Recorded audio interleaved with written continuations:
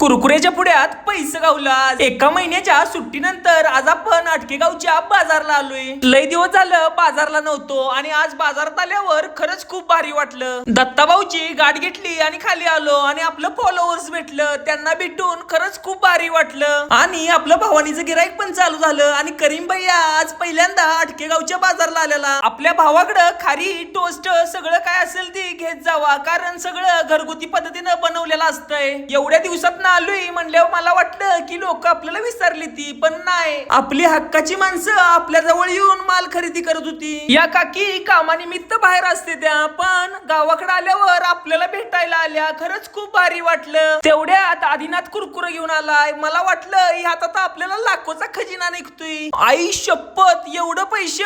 अहो पैसे नाही हो, किचन निघालं. आज आपण बाजाराची सुरुवात केली. खरंच आजची सुरुवात आपली खूप भारी झाली. आणि हो, आपले 10K च्या फॅमिलीचं तेवढं बघा आणि लवकरात लवकर